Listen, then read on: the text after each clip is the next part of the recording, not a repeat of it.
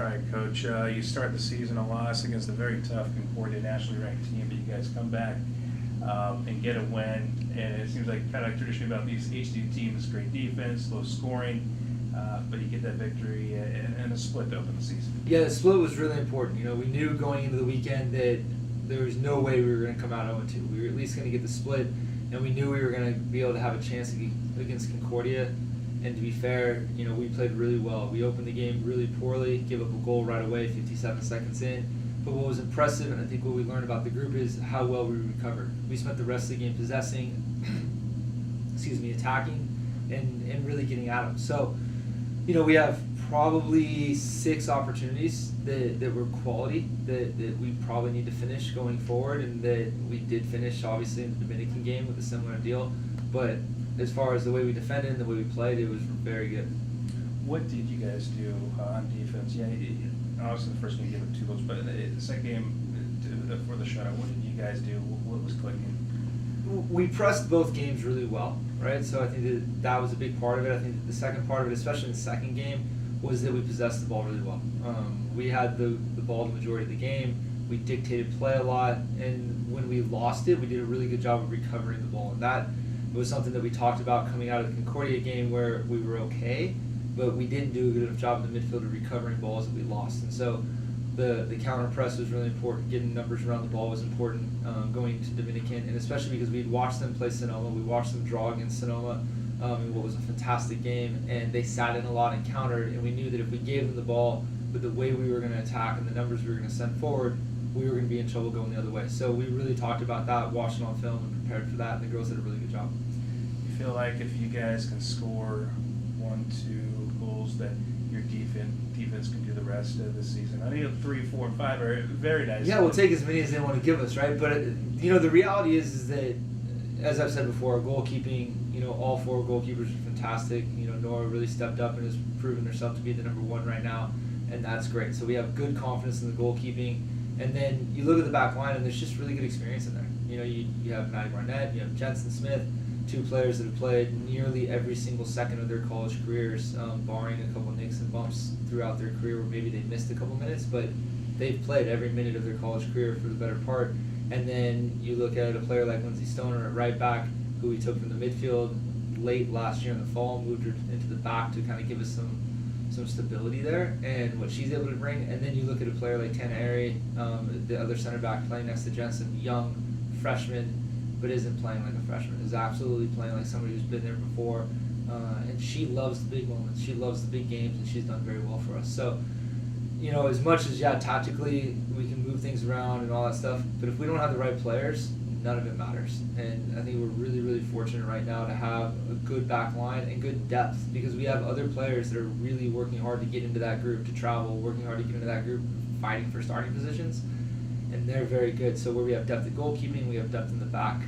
But really, when we defend, it's an entire team effort. You know, it starts from top. Our forwards did a really good job. If you look at the numbers of balls that we gained and found and went out and hunted down in our attacking half, we're really high in both games. And so the forwards, the midfield, the back line, the goalkeeping, I wouldn't say it's clicking necessarily at 100% right now, but it's good, and they get it, and they work their tails off for each other.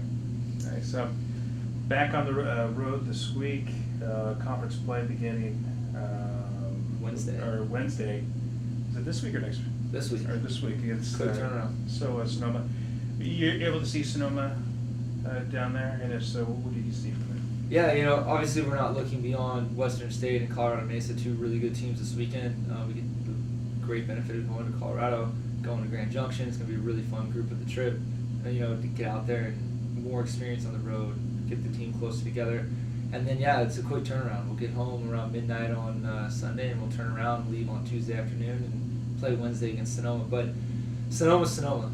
I mean, they're so well coached. They have it really going. I mean, they're not, you know, nationally ranked all the time on accident. They do the work, and they're a very good program, well coached, good players, great kids, and all the like. So we're excited for that, but we've got to get we got to get Colorado Mesa, we got to get Western this weekend, and we're hoping to at least get the split, if not come away with 2. Sorry, I was getting a little ahead of myself.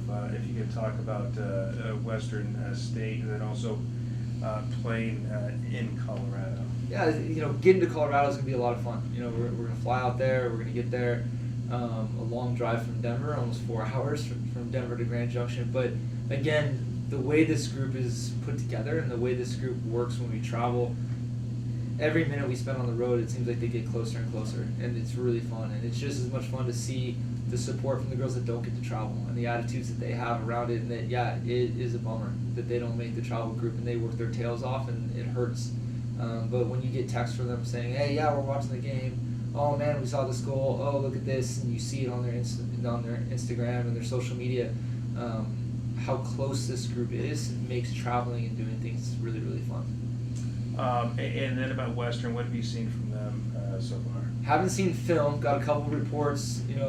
Colorado Mesa, who we'll have on Sunday is a good program, and then Western will start off with. They're 0-2 right now, but have lost to 2 very good programs out of the Midwestern region. So we expect a battle. They're going to be big, strong, physical. They move the ball well. They play in a 4-3-3, so that's something that we're comfortable playing against in terms of the matchup. It works out well for us. I think that we'll have advantages in the wide spaces in the midfield, and the way that we like to play will be good. And we can come out of that one with hopefully a win, and then going into play Colorado Mesa at home for them. That'll be a tough one, and we've now played 3 years in a row. One neutral site, and we lost to them, and then we beat them here last year. So hopefully we can kind of continue the trend and get them again at their place. Is over there, do you have to deal with altitude, or is it... What altitude? I don't know what you're talking about. The reality is this, is that if we get caught up in all these things that we can't control, like the altitude and how we're going to get there, and all these types of things, it does nothing for us. I think that's one of the things that this group really understands well, is that we're going to control the controllables, and unless we're going to get some bulldozers out and shave down a mountain, we're not changing the altitude that we're going to play at. So, it's like the old thing, like, can you survive it? Yeah, okay, then stop complaining, let's go to work. And that's the way this group has been the entire time. So we haven't, this is the first time we've even addressed the altitude issue. We haven't talked about it at all because we don't care. We're going to go out and we're going to compete. You got me out of breath right now. It happens. It happens. Awesome. Thanks, guys. Good. Thank you.